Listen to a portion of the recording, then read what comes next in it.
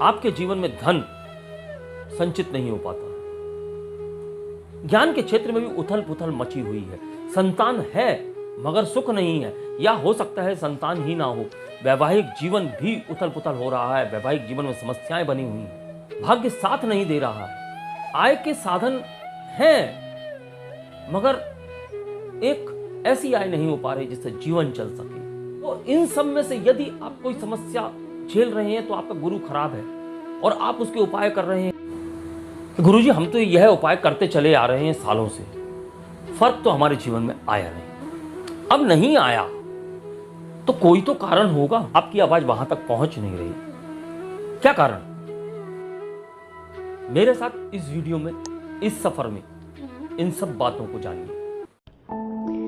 शुभं कुरुत्वं कल्याणं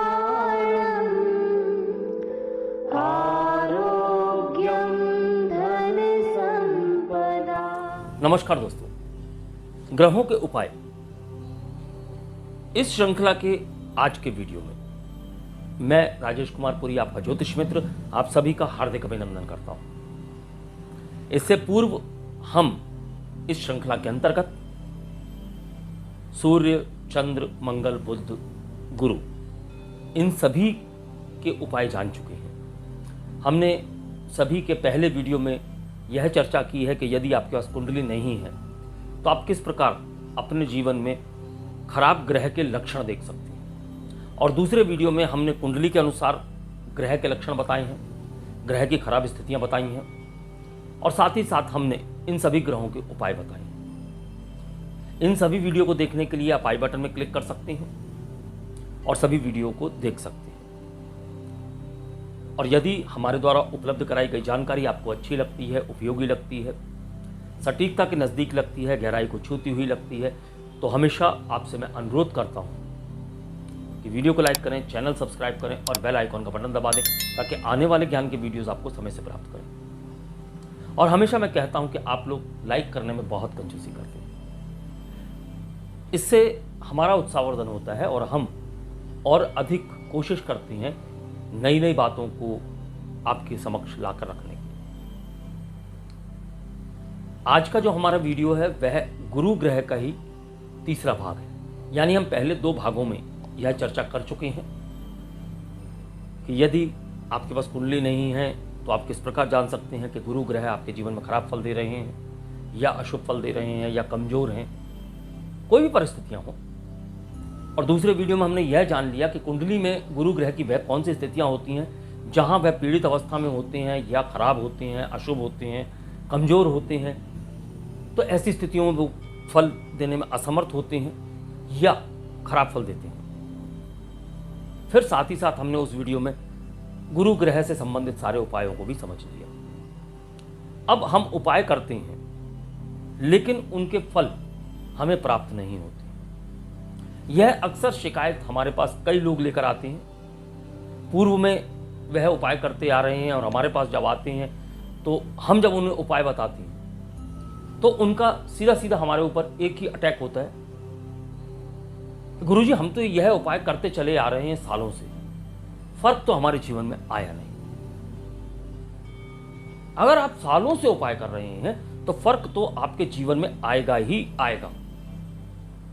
अब नहीं आया तो कोई तो कारण होगा। क्या गुरु ग्रह ने अपनी जगह छोड़ दी, या वो आपकी नहीं सुन रहे, या आपकी आवाज वहां तक पहुंच नहीं रही? क्या कारण? कुछ विशेष कारण होते हैं। अक्सर हमारे ज्योतिषविद, हमारे ज्योतिष शास्त्री लोगों को उपाय बताते हैं लेकिन कहीं ना कहीं थोड़ी सी चूक हो जाती है। उपाय तो बता दिए जाते हैं मगर यह नहीं बता पाते कि इन उपायों को करते समय गलतियां कौन सी हैं जो नहीं करनी चाहिए। क्योंकि हम तो सोच रहे हैं कि हमें उपायों के फल मिलेंगे, लेकिन यहां तो उल्टा ही हो रहा है। लोगों ने काल सर्प दोष की पूजाएं करवा ली, लोगों ने गुरु चांडाल दोष की पूजाएं करवा ली, बड़ी बड़ी पूजाएं करवा ली, सालों हो गए, कोई फर्क नहीं दिख रहा। गलती हमारे वाले पार्ट पे है, हम आपको वह नहीं बता पाए जो असल में उपायों के लिए अति आवश्यक है।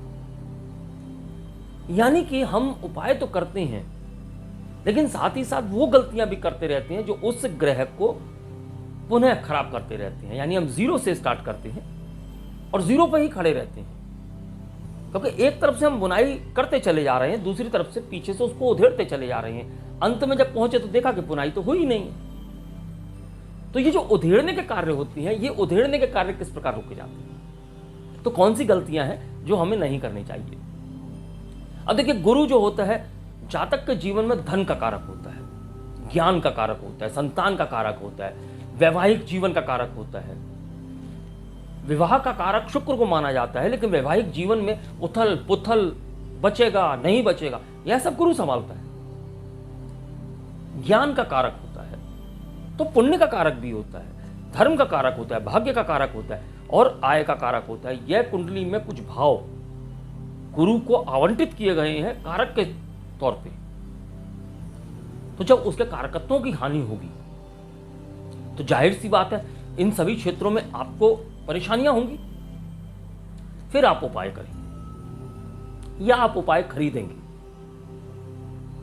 खरीदने का मतलब है कि आप उसके लिए लोगों को नियुक्त करेंगे कि मुझे फला फला जाप करवाना है, तो आप ये जाप कर दीजिए।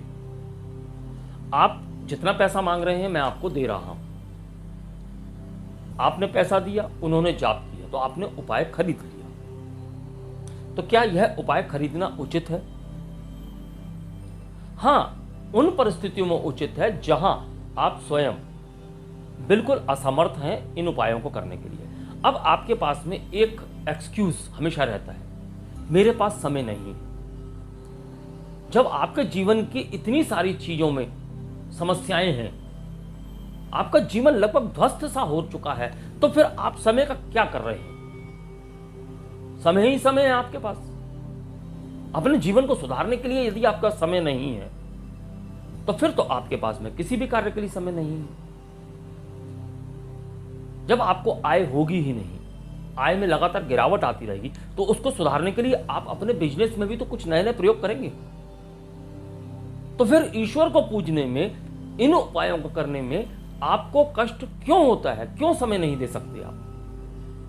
समय दीजिए, श्रद्धा से, विश्वास के साथ उपाय कीजिए। मंत्रों में बहुत शक्ति है, आपको 100% सफलता प्राप्त होगी।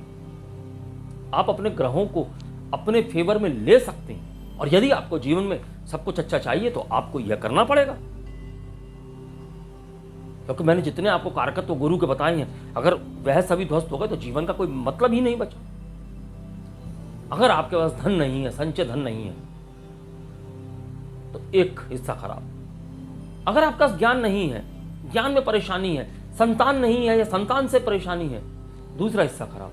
अगर आपका वैवाहिक जीवन सुख में नहीं है, अगर आप भाग्यशाली नहीं है, धर्म से जुड़े हुए नहीं है, आय के साधन नहीं बन पा रहे हैं, तो जीवन में बचा ही क्या? तो उपाय कीजिए और उपायों को करते समय सावधानियों को भी बरतिए। अब गुरु जब खराब होता है तो जातक अपनी नैतिकता खो देता है। नैतिकता को बनाए रखें, नैतिकता को किसी भी मूल्य पर अपने से दूर ना होने दें, नैतिकता के मूल्यों का सम्मान करें। कई बार जातक की स्थितियां ऐसी हो जाती हैं, वह बड़ों का सम्मान नहीं करता है, उसकी इच्छा नहीं होती है। अब यही तो बातें हैं जो आपके गुरु को और अधिक खराब कर रही हैं। तो बड़ों का, बुजुर्गों का, यानी कि अपने से बड़े जो बूढ़े हैं उनका, चाहे वो किसी भी जात, धर्म, किसी भी तबके के क्यों ना हो, अपमान तो भूलकर भी ना करें आप। पिता तुल्य व्यक्ति का, गुरु का, गुरु तुल्य व्यक्ति का, पिता का, माता का अगर आप सम्मान नहीं कर रहे हैं, अपमान कर रहे हैं, तो गुरु और अधिक खराब होगा। कोई नहीं बचाएगा आपको, यही बचाएंगे आपको गुरु के खराब फलों से।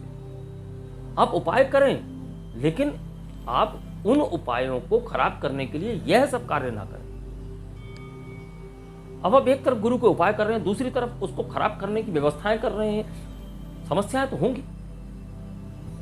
फिर वृक्षों को काटना, यह भी गुरु का अपमान है। अगर आप वृक्षों को काटते हैं, वृक्षारोपण नहीं करते हैं, तब भी तो आपका गुरु खराब हो रहा है। वृक्षारोपण करिए, अधिक से अधिक पौधे उगाइए, घर में पौधे लगाइए, सेवा कीजिए उनकी। बुद्ध भी अच्छा होगा, गुरु भी अच्छा हो, क्योंकि हरियाली का कारक बुद्ध है और वृक्ष स्वयं गुरु है। हम पीपल के वृक्ष की पूजा करते हैं तो गुरु ही तो है जो सारे आशीर्वाद वहां से लेकर आप तक पहुंचाते हैं। इसलिए आप वृक्षारोपण करें, पौधे लगाएं, अधिक से अधिक पौधे लगाएं और ऐसे पौधे लगाएं जो लोगों को फायदा करने वाले हों। कैक्टस लगाने से फायदा थोड़ी होगा, जिनसे ऑक्सीजन निकलती हो। जो घर के पौधे होते हैं, इंडोर प्लांट्स होते हैं, वो लगाएं आप, तो आपके जीवन में और अधिक खुशहाली आएगी। फिर आपको किसी बात का अहंकार हो गया, खासकर ज्ञान का अहंकार हो गया, तो यह भी गुरु के खराब फलों को और अधिक बढ़ाता है। तो अपने अहंकार को त्यागें, अहंकार कभी भी ना करें, क्योंकि यदि आपको अहंकार हो जाता है और खासकर ज्ञान का अहंकार, तो आप ज्ञानी नहीं, संसार के सबसे बड़े अज्ञानी हो जाती है। तो गुरु आपको फल देगा ही नहीं और आपको नुकसान हो जाएगा।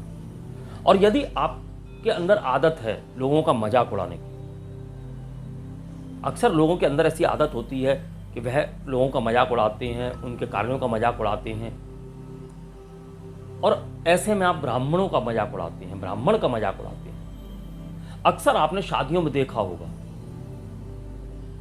कि जिस वक्त फेरे हो रहे हों, ब्राह्मण देवता वहां पर बैठकर पूजा पाठ कर रहे हों, मंत्रोच्चारण कर रहे हों, तो ऐसे में चुहलबाजी करते हुए वर पक्ष के और वधु पक्ष के लोग ब्राह्मण का मजाक उड़ाते हैं, ब्राह्मण की गतिविधियों का मजाक उड़ाते हैं, उन क्रियाओं का मजाक उड़ाते हैं जो क्रियाएं वहां पर शास्त्रोक्त तरीके से की जा रही होती हैं।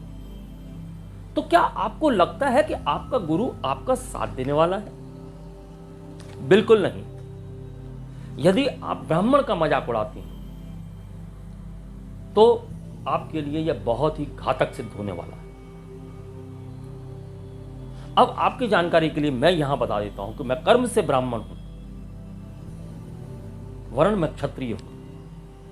क्योंकि यदि लोगों को ऐसा लगता हो कि मैं एक समाज के लिए कार्य कर रहा हूं, मैं पूरे समाज के लिए कार्य कर रहा हूं, तो यदि आपके अंदर यह आदत है ब्राह्मणों का मजाक उड़ाने की, तो आप उस आदत को त्याग दें, अन्यथा गुरु के कारकत्वों में हानि आप अवश्य देख सकते हैं। और गुरु के क्या कारकत्व होते हैं मैं आपको पूर्व में ही बता चुका हूं। फिर मांस मदिरा का सेवन करना भी आपके गुरु की खराबी को और अधिक बढ़ा सकता है। अगर पहले से ही आपका गुरु खराब है और ऐसे में आप मांस मदिरा का सेवन करते हैं, यानी शराब पीते हैं, मांस खाते हैं, मांसाहारी हैं आप, तो आपका गुरु और अधिक खराब हो जाएगा। फिर हम उसके अंदर यह भी तो कहते हैं कि गुरु खराब होने से मोटापा बढ़ता है, और मांस मदिरा का सेवन करने से भी तो यही होने वाला है। तो आप मोटे से और अधिक मोटे हो जाएंगे। अब आप विवाहित हैं, जीवन साथी का अपमान करते हैं, तो वैवाहिक क्षेत्र का कारक गुरु है। अगर आप अपने जीवन साथी का अपमान करते हैं, मारपीट करते हैं, या उसे आप दो कौड़ी का नहीं समझते, तो आपका गुरु आपको खराब फल देगा ही देगा। तो जीवन साथी का अपमान भी आप भूल कर ना करें। फिर आप कोई धार्मिक अनुष्ठान करवाते हैं, घर में आपने हवन करवाया है, यज्ञ करवाया है, कोई कथा, कोई पूजा, कुछ भी आपने धार्मिक अनुष्ठान करवाया। अब ब्राह्मण देवता को जब दक्षिणा देने का वक्त आया, तो सबसे पहले तो जब आप वस्त्र दान करते हैं तो आप बाजार से ढूंढ के ही ऐसे वस्त्र लाते हैं जो दान करने योग्य हो। समझ रहे हैं ना आप? जब हम कपड़े की दुकान पर गए, अरे भाई मुझे कुर्ता पजामा चाहिए, जैसे ही उसने कुर्ता पजामा को हाथ लगाना प्रारंभ किया, अरे भैया सुनो, हाँ वो पंडित जी को देना है, ऐसे ही दे देना थोड़ा सा हल्के से। अगर आपने हल्का वर्ड नहीं भी बोला तो पंडित जी को ही देना है, यह शब्द सुनते ही दुकानदार भी समझ जाता है, वह आपको सबसे हल्की वस्तु दिखाता है। दान आप किसी ब्राह्मण को नहीं कर रहे हैं, ब्राह्मण आपके समक्ष निमित्त मात्र है। दरअसल दान आप ईश्वर के प्रति कर रहे हैं। उस दान को ग्रहण करने के लिए ब्राह्मण को नियुक्त किया गया है, इसलिए ब्राह्मण वह दान ले रहा है और आप जो दान दे रहे हैं वह आपके ईश्वर को दे रहे हैं। सोचिए कि आपने जो वस्त्र लिए थे वह पंडित जी के लिए नहीं लिए थे, दरअसल वह वस्त्र आपने अपने श्री हरि विष्णु के लिए लिए थे, भगवान शंकर के लिए लिए थे, अपने इष्ट के लिए लिए थे। चूंकि इष्ट तक तो आप स्वयं नहीं जा पाते हैं, इसलिए ब्राह्मण वहां पर उनका प्रतिनिधि बनकर बैठा होता है। तो आपने क्या किया वह आप स्वयं सोचे, यानी आपने अपने गुरु को और अधिक खराब कर दिया। गुरु स्वयं भगवान विष्णु हैं। आप अपने इष्ट के प्रति इस प्रकार की आस्था रखेंगे तो आपके साथ वही होने वाला है जो गुरु के कारकत्वों की हानि होने पर होता है। फिर आप धार्मिक अनुष्ठान करवाते समय, ब्राह्मण की दक्षिणा देने के समय पर आप आनाकानी करते हैं, आप मोल भाव करते हैं। अरे नहीं पंडित जी, इतना नहीं, इतना ले लीजिए, अरे इतने में काम चल जाएगा। सक्षम होते हुए भी आप उस दक्षिणा में कटौती करने की कोशिश करते हैं। आप स्वयं समझदार हैं। क्या कर रहे हैं आप? अपने ही गुरु को और अधिक खराब करने की आप जुगत लगा रहे हैं। आप मुफ्त में पूजा करवाना चाहते हैं, मुफ्त में आप अपनी कुंडली का विश्लेषण करवाना चाहते हैं, कम से कम पैसे में पंडित जी विश्लेषण कर दें। इसके लिए कई बार आप अपनी आर्थिक स्थिति खराब बताते हैं। याद रखिए, आप जैसा सोचते हैं, जैसा आप अपने आप के बारे में बताते हैं, वही आपको प्राप्त भी होने लगता है। आपने भगवान सत्यनारायण की कथा सुनी होगी, जिसके अंदर सेठ जी ने कहा था कि नाव में तो सिर्फ बेलपत्री हैं और उनका पूरा धन बेलपत्र हो गया। यह परमपिता परमात्मा के ही चमत्कार हैं। ज्योतिष शास्त्र भी उन्हीं का चमत्कार है, उन्हीं की देन है। हम सिर्फ निमित्त मात्र हैं आपको बताने के लिए। तो इस प्रकार की गतिविधियां यदि आपके जीवन में हो रही हैं, आप कर रहे हैं, सक्षम होते हुए भी आप कंजूसी करते हैं। हाँ, आप पिज्जा खाने के लिए, यानी कि एक रोटी और ऊपर थोड़ा सा टॉपिंग्स लगाकर आप 500 रुपये खर्च कर सकते हैं। आप एक मूवी देखने के लिए हजार रुपये तक खर्च कर सकते हैं। तो अपने ईश्वर के जो नुमाइंदे हैं उनके लिए आप खर्च क्यों नहीं कर सकते? आप अपने गुरु को सुधारिए। मेरा यहां तात्पर्य है बिल्कुल भी नहीं है कि आप ईश्वर के उन नुमाइंदों को पैसा ज्यादा दे दें।